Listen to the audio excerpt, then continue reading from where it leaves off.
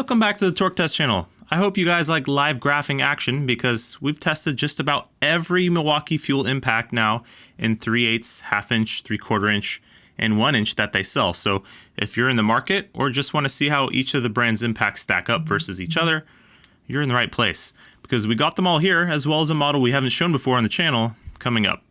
And if you're sort of just questioning what impact you actually need, we've come up with a scaling system based on the numbers we sped out on this channel that should help you make a decision on what impact or impacts you will need and for what.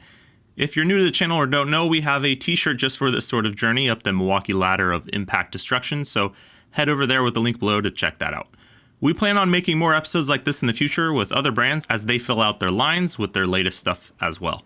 Now with plenty of models to get into, let's hop in to impact drivers. First up is the Milwaukee Surge, a hydraulic impact driver that doesn't take kindly to being dynoed on bolts, so we say stick to deck screws on that one, like it was designed for. But Milwaukee's Gen 3 M18 impact driver 2853 on the other hand, that's a little beast that does not mind the abuse on bolts. And we're seeing more and more impact drivers in shops being used on the top of engine type bolts and a nice hip shooter. So let's see what kind of power you would have on tap in our 10-second test called max torque.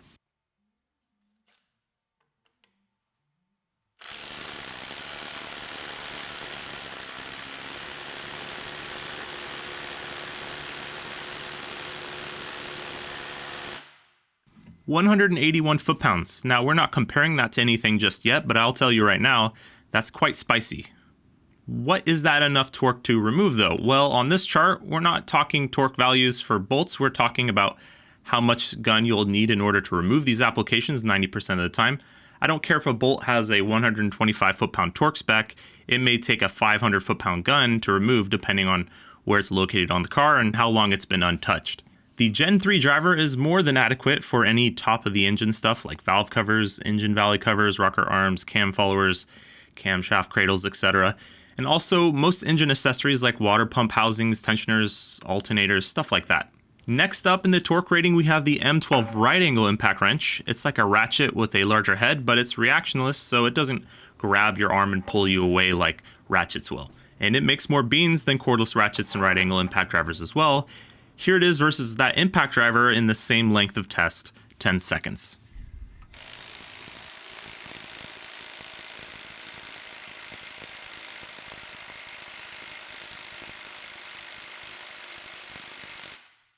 "140 foot-pounds. So does that mean it makes less than the Milwaukee impact driver?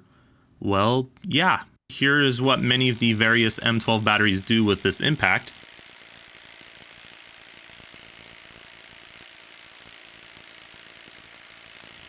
So it goes from sort of okay to not super useful pretty quick in the battery department. We later bought the 3/8 version of this tool, which as you can see here makes lower out the gate torque but higher peak numbers, and a trend you'll be seeing with Milwaukee today that so far has been exclusive to that Milwaukee brand from what we've tested. And we still own this 3/8 M12 version, but I don't really use it very much. None of us use it very much. In the longer 15-second test, it was able to crest the 150 mark, so it can be used on engine accessories and timing covers, which I think is the only place I've used it and wanted to use it again. But a cordless ratchet, when used by hand and then run with the trigger, has a similar effect. I feel it's not enough for brake caliper bolts, so it's not really reached for a lot around here. Next up in torque is reached for a lot, the M12 compact impact wrench. We recently purchased the 3/8 now as well, so here's a dyno run of the ½ inch in 3/8 versus that right angle we just tested.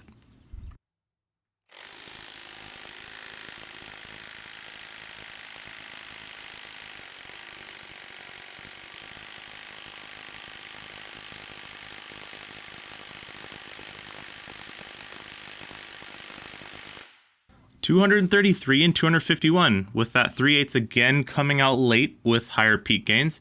Based on our data, a 3/8 Milwaukee should theoretically be able to loosen some just that much more tightened stuff, if recently tightened, and the ½ inch should be able to loosen something slightly more rusted because of that out the gate performance. Another compact Milwaukee sells is the M18, now getting into their first 18-volt tools. Their Gen 3 compact, also rated for that same 250 foot-pounds though. Here's what that looks like.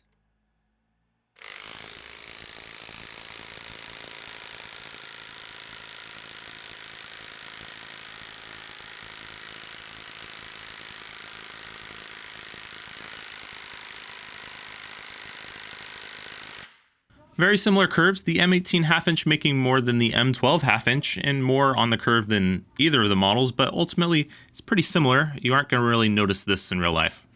These compacts will take off lug nuts, but ain't going to be taking off 90% of lug nuts that you'll be maintaining even on your personal rides.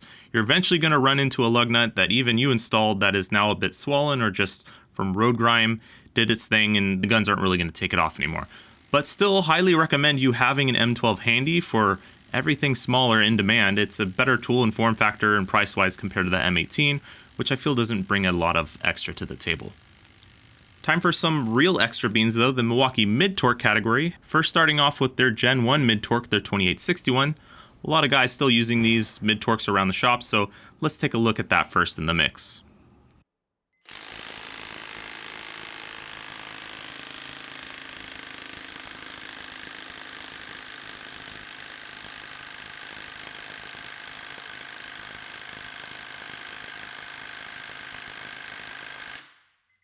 $397, quite a step up from the compacts, and we find it along with the rigid mid-torque and the DeWalt XR, which are also sort of in this torque class, will pretty much take off any passenger vehicle lug nut that you were the last person to touch after using a torque wrench. But the M18 Gen 2 mid-torque is their latest stuff. This gun got shorter, still the shortest mid-torque on the market, and more powerful. Here's that.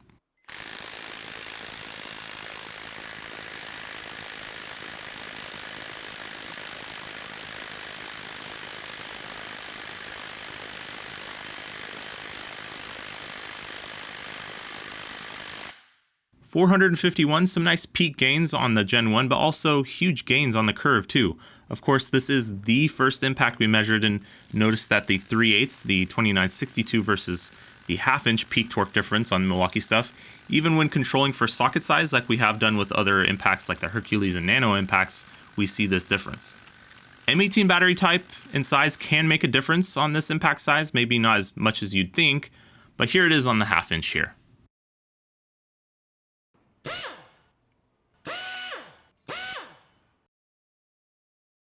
Now, a mid-torque adds a whole lot of applications to automotive work. At home, lug nuts for sure.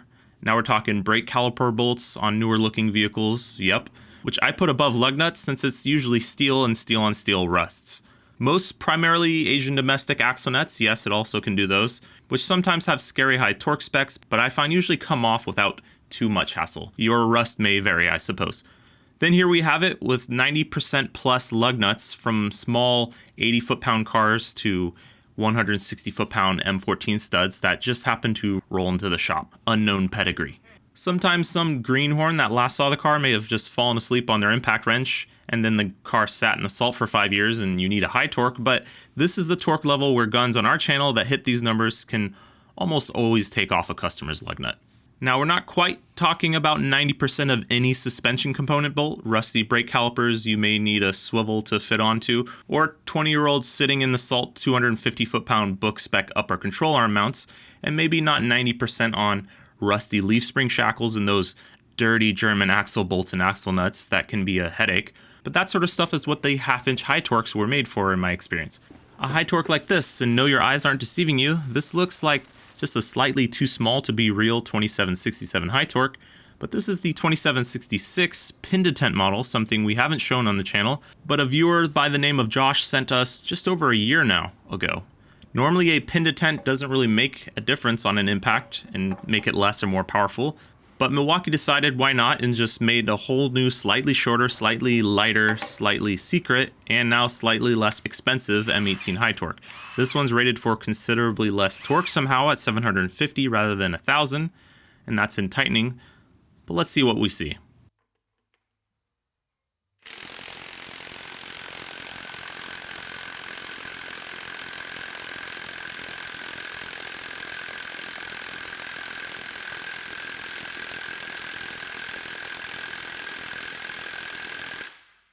$709, a big step up from the mid-torques, and pretty close to that 750 figure they gave it. Now for the 2767, their big dog half-inch, the high torque of high torques that are compared to because when it debuted, it made such a splash that it's been sort of the yardstick for these tools ever since.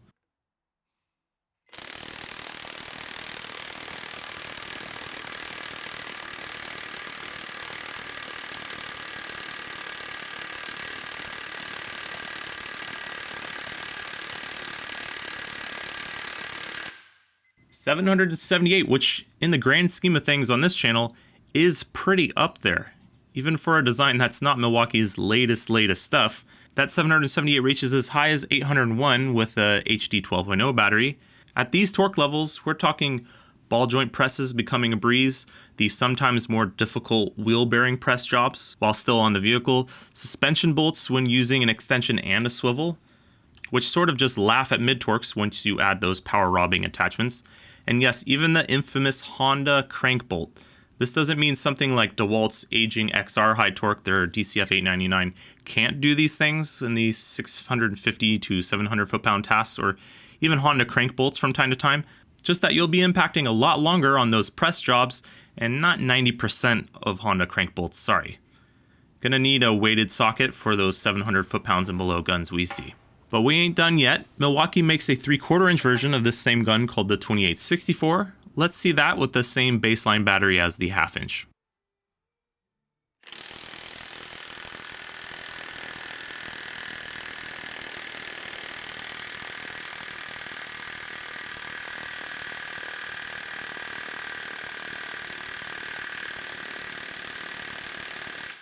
The 3/4 inch model steps things up to 801.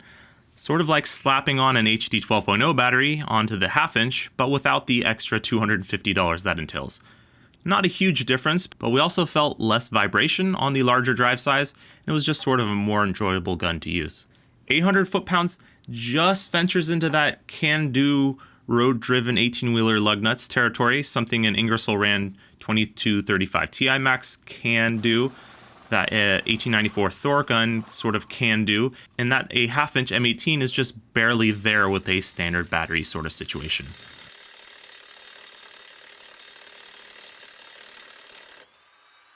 But the 3/4 inch makes a bit quicker work of that. Now that's not to say that this is a golden bullet for big rig lug nuts. If those puppies have seen some road salt or a long change interval, it's going to take some serious sauce. Sometimes a lot more than this 3/4 inch. Enter Milwaukee's 1-inch line, this being their pistol model 2867. No longer sold with an XC 5.0 in the kit, these require Milwaukee's high output batteries rather than just representing some bonus beans on top. Here's the 1-inch pistol's best run.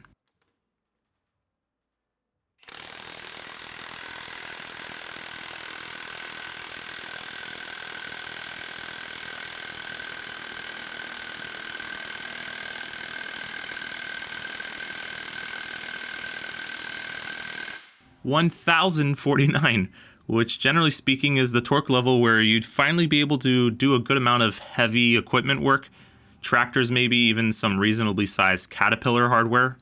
However, you may have noticed that this gun was hitting in forward, which isn't exactly strange for a Milwaukee gun. All of their high torques for us made more in forward, but usually just a slight amount.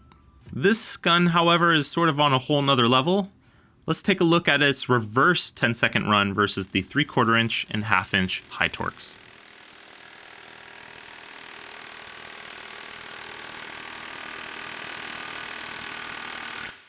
So it's barely up there with those two. So this is not a gun for disassembly or the type of work we typically see, more tailored for iron workers and people building bridges, I guess. If reverse earth spinning levels of torque is what you want in a cordless form factor, you're going to instead be looking at the Milwaukee 1-inch D handle, this standard anvil version being our 2868 model. The torque rating goes way up on this one, so much so that we bent our own dyno plate real good and eventually needed to employ a massive Skidmore Wilhelm machine to see its true potential.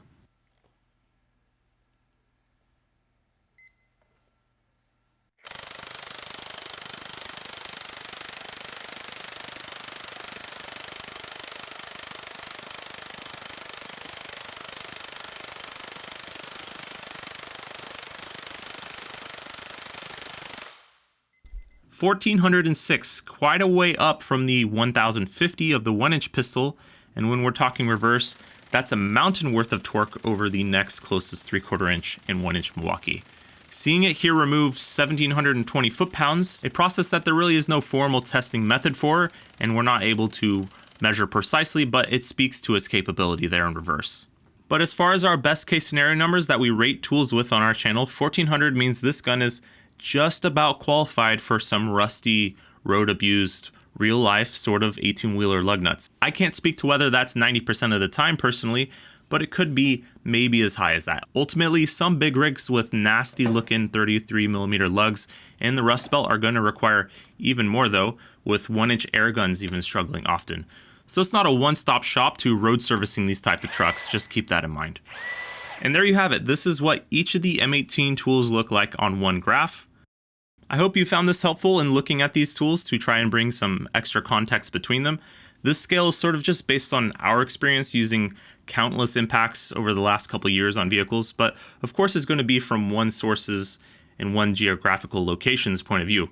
We're adding the 2766 onto our rank chart here, where if you own the rank chart, you can see that via the link below. Appreciate you joining us on this one. Click subscribe to not miss the next one, and thanks for watching.